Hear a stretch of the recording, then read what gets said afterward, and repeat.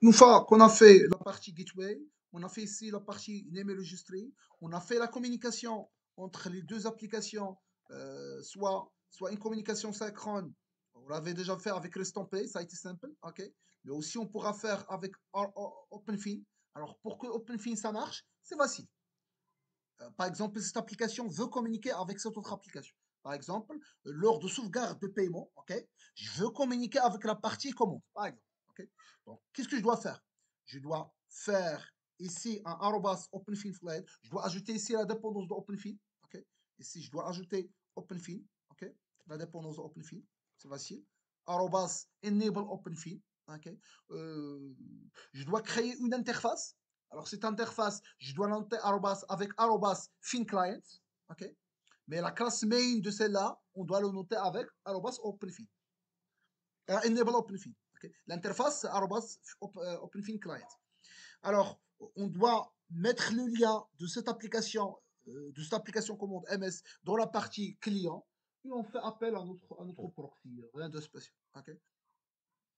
De spécial. Mais évidemment, tout en copiant le DTO. Je dois copier le DTO de commande dans la partie payments. Parce que soit le paramètre d'entrée, soit le paramètre de sortie, c'est un DTO. Donc, je vais copier le DTO à partir de commande MS vers payments MS. Okay. Comme ça, je peux faire la communication. Okay. Ça a été facile. La même chose, je l'avais déjà fait avec REST Templates. C'est aussi facile. Okay. Tout ça, c'est ce qu'on appelle la communication synchrone. Okay. Alors, la communication asynchrone, c'est la même chose qu'on avait déjà vu dans la partie SQS. Alors, je vais détailler un petit peu. Alors, imaginons que paiement veut communiquer avec la partie commande, mais cette fois-ci, en utilisant la partie asynchrone. Comment ça marche? C'est facile. Tu vas faire, alors tu dois faire un Docker qui contient principalement deux choses. Qui contient Kafka et Kafka UI. Kafka UI, c'est un autre logiciel qui permet de visualiser les queues de Kafka. OK? OK? Donc, on doit faire, ici, ça c'est Kafka. Okay. Ça c'est un queue de Kafka qu'on va visualiser avec un autre logiciel qui s'appelle Kafka UI. Donc, dans le Docker Compose, j'aurai principalement trois choses. J'aurai Kafka, Kafka UI et Zookeeper. Zookeeper, c'est quoi? C'est une base de données distribuée parce que éventuellement Kafka euh, va être distribué sur plusieurs serveurs. Donc, je dois garder la trace de situation de serveur Kafka. Je vais garder la situation de serveur Kafka où dans une base de données distribuée. Alors, cette base de données distribuée, ça s'appelle Kafka Zookeeper. Okay. Donc, j'aurai dans mon Docker Compose, j'aurai trois. Alors, je vais dessiner ici comme s'il s'agit d'un Docker Compose. Alors, ici, je dois faire un Docker Compose. Alors, le Docker Compose contient Kafka. Et contient Kafka UI. Alors, je vais par la suite partager ce Docker Compose. Et aussi, il contient Zookeeper. Okay. Alors, ça, c'est un fichier Docker qui contient ces trois, ces trois, euh, ces trois conteneurs. Donc, une fois qu'on exécute ce Docker file, plutôt ce Docker Compose, parce que c'est un Docker Compose qui contient trois services, okay, tu auras automatiquement les queues ou bien les topics de Kafka. Imaginons que ça, c'est un topic de Kafka qui s'appelle, j'ai n'importe quoi, qui s'appelle topic e-commerce. Ça, c'est un topic e-commerce qu'on a créé. Okay. Donc, imaginons que la partie commande microservice, la partie payment veut sauvegarder un payment. Okay. Donc, il doit vérifier ce que la commande fournie en paramètre il existe. Ok. On doit vérifier est-ce que la commande existe. Donc, comment ça marche? Donc, au lieu de faire une communication directe avec la partie commande MS, non, je vais faire une communication asynchrone. Check. Elle est là. Donc, je vais dire, s'il vous plaît, j'ai une requête. C'est quoi la requête? C'est que je veux savoir c'est quoi le nom le nom de la commande en question, la référence de la commande, c'est quoi la commande associée.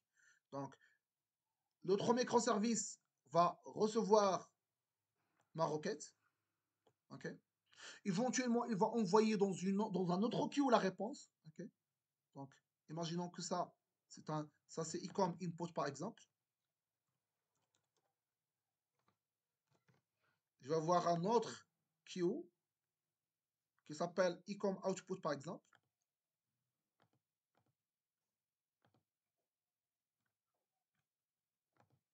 Alors, je vais le déplacer. Je vais le déplacer un petit peu. Check. Alors, éventuellement, je vais avoir ma réponse dans un autre queue. Alors, je vais le tracer juste à côté. Tchac, elle est là.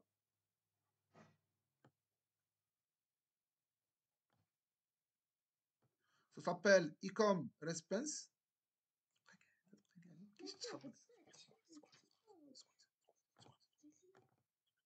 Ecom Output.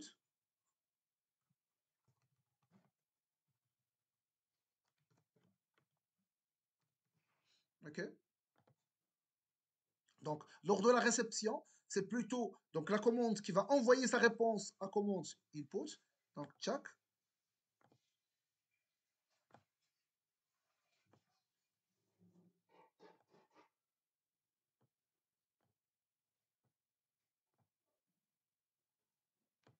OK? Il va envoyer la réponse et l'autre va recevoir la réponse. Donc, je vais faire un autre.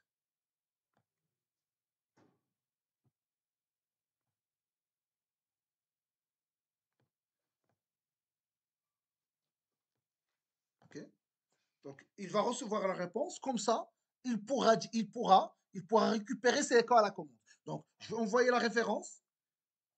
Le commande microservice va récupérer, il va envoyer vers un autre, vers un autre, vers un autre, vers un autre, vers un autre queue, ok? Et moi, je vais récupérer. Tu vas me dire, mais vraiment, le processus n'est pas asynchrone. Vraiment, le processus doit être synchrone. Sur le champ, je dois t'envoyer, je dois recevoir. OK? Mais je te dis oui, vraiment, le processus, il est synchrone. Mais vu la rapidité de Kafka, même si on le transforme en un processus asynchrone, ça veut dire que tu l'envoies et tu reçois, vraiment, c'est en un clin d'œil, tu récupères vraiment les données. Okay? Donc, je vais récupérer les données, ok, et je peux continuer mon traitement. Ok? Donc, c'est ça l'idée de l'asynchrone. Donc, ça permet de faire un couplage faible entre les deux microservices. Ça veut dire quoi? Ça veut dire, lorsque je vois nos données, je ne vois pas vraiment à commande MS. Je ne sais même pas c'est quoi le port de MS. Je ne sais même pas c'est quoi l'adresse IP de MS. Moi, je m'en fous de commande MS. Moi, j'envoie dans un queue, l'autre recevoir, et même l'autre, lorsqu'on voit envoyer dans l'output, il ne sait même pas c'est qui va récupérer à partir de queue. Est-ce que c'est paiement MS? Est-ce que c'est un catalogue MS? Je ne sais pas. Et je ne suis pas intéressé. Moi, je t'envoie la réponse et par la suite, c'est à vous de récupérer. Donc, c'est ça l'avantage de la partie asynchrone. Même si le processus en soi est synchrone. Okay? Dans un premier temps, on a eu l'habitude de faire ça dans le cadre de communication synchrone, communication asynchrone. On fait le topic et le queue. Okay? Mais vu la rapidité de topic et queue, même si le processus est synchrone, on va le faire dans un queue. Okay? Donc, c'est ça la logique de l'asynchrone. Donc, un petit Docker Compose qui contient les trois, Kafka UI, Zookeeper. Je vais l'implémenter. Je vais envoyer via une méthode et je reçois. J'envoie encore et je reçois. Et c'est tout. Et c'est tout. La logique de la communication asynchrone qui permet de faire un couplage faible entre les applications. Okay? Et ça permet de se débarrasser de la partie numérologique. Parce que lorsque je t'envoie la requête et la réponse, je ne sais même pas c'est quoi votre nom, c'est quoi votre adresse IP, c'est quoi votre port, etc. etc. Okay? Donc vraiment, avec la partie communication asynchrone, on peut se débarrasser de la partie numérologique. Okay? Donc ça, c'est la première partie. Alors la deuxième partie qu'on avait fait, c'est la partie Docker. Donc, dans la partie Docker, dans le TP de containerisation, on a commencé avec quoi? Avec le name enregistré. On l'avait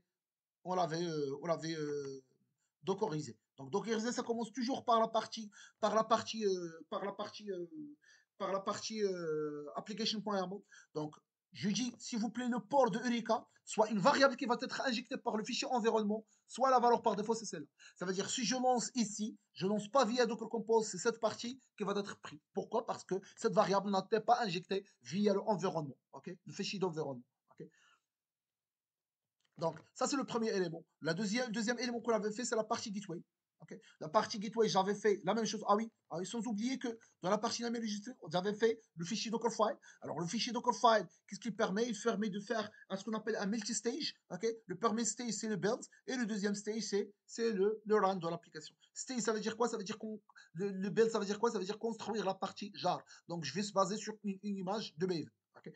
Par la suite, pour des soucis de sécurité, je dois scanner cette image-là avec des outils, Sneak, Trivi, etc., etc. Je dois scanner pour voir est-ce qu'il y a des layers qui contiennent des vulnérabilités, des CVE, ok?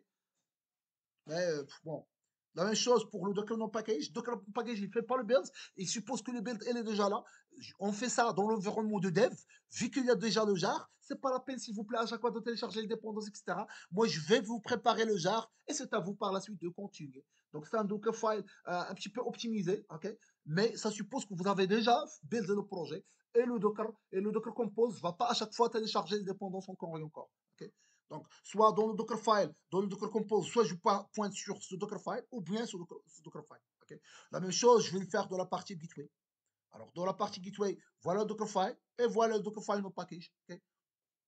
Et bien évidemment, la partie Application Properties, c'est la même chose, c'est toujours la même histoire. Tu pointes cette fois-ci sur une variable qui s'appelle Gateway Port qu'on doit retrouver dans la partie fichier environnement. Okay. Ici, éventuellement, il y a le Eureka Server. Eureka Server aussi, c'est une variable. Okay. L'URL, ça dépend du port qu'on va mettre, ça dépend de la variable qu'on va mettre. Alors, dans la partie Gateway, c'est un petit peu spécifique. Alors, le Eureka, si vous avez remarqué, de l'Eureka rapidement, dans la partie Eureka, qu'est-ce qu'on avait fait?